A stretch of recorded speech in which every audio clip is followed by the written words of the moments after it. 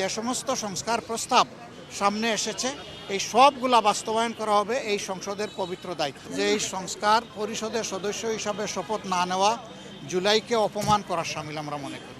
এই জুলাইয়ের কারণেই তো এই নির্বাচন হলো। এই নির্বাচন হওয়ার কারণে তারেক রহমান সাহেব হয়েছেন প্রধানমন্ত্রী, আমি হয়েছি বিরোধী দলীয় নেতা। আমরা কিন্তু ছেড়ে দেব না। আপনারা জানেন গতকাল আমরা সংসদ সদস্য হিসাবে এবং সংস্কার পরিষদের সদস্য হিসাবে দুটো শপথ নিয়েছি। আমরা সংসদে গিয়ে দেশের জন্য ভালো কিছু করতে চাই ইনশাআল্লাহ, আর সংস্কারের মাধ্যমে সমাজের আবর্জনা দূর করতে চাই। এই আবর্জনা রাস্তার ময়লা, ড্রেইনের ময়লা, ছড়ার ময়লা থেকে শুরু করে মানুষের মনের আবর্জনা আমরা দূর করতে চাই। মানসিক সংশোধনের জন্য আমাদের অভিযান। আজকে এই পরিচ্ছন্নতা অভিযানে আমার অংশগ্রহণ করার মানে হচ্ছে আমার প্রিয় এলাকাবাসীকে, দেশবাসীকে বার্তা দেওয়া যে আমরা একটা পরিচ্ছন্ন সমাজ গড়ব, যে সমাজে আমাদের পরিবেশও সুন্দর থাকবে, আমাদের মনটাও সুন্দর থাকবে। পরিবেশ যখন সুন্দর থাকে তখন তার ইতিবাচক প্রভাব মানুষের মনোজগতের উপরে পড়ে। এ মানুষগুলো ভালো হয়, সমাজের জন্য দরদি হয়, দায়িত্ববোধ সম্পন্ন হয়।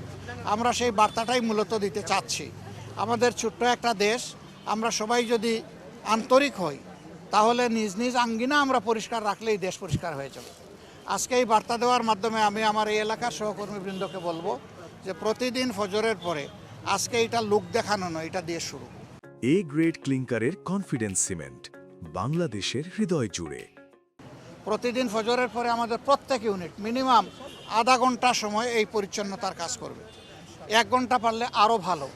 এরপরে যার যার কাজে পারিবারিক পেশাগত দায়িত্বে তারা ছড়াইয়ে পড়বে, সমাজের অন্যান্য সেবায় ছড়াইয়ে পড়বে।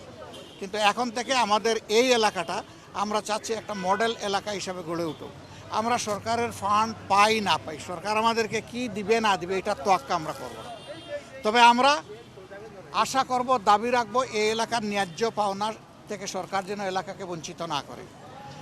এই এলাকায় আমি শুধু ওয়াদা করি নাই, আমাদের সাথে আরও যত প্রতিদ্বন্দ্বী এখানে নির্বাচনে অংশগ্রহণ করেছেন সকলের ওয়াদা ছিল যে একটা ভালো মিরপুর কাফরুল আমরা গড়ব।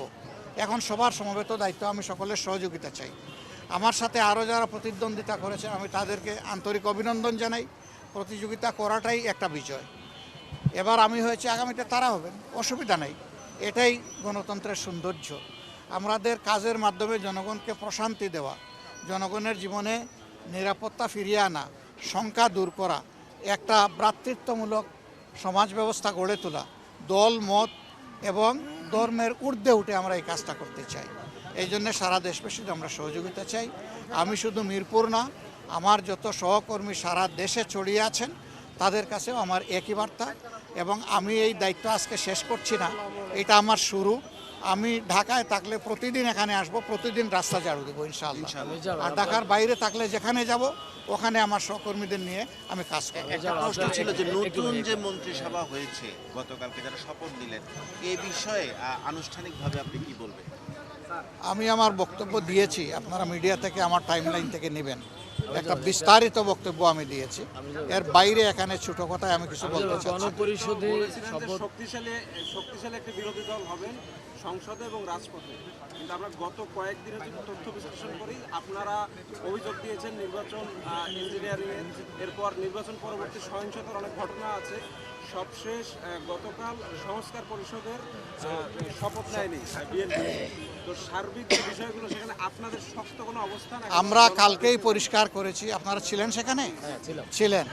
আমরা পরিষ্কার করেছি যে এই সংস্কার পরিষদের সদস্য হিসাবে শপথ না নেওয়া জুলাইকে অপমান করার শামিল আমরা মনে করি।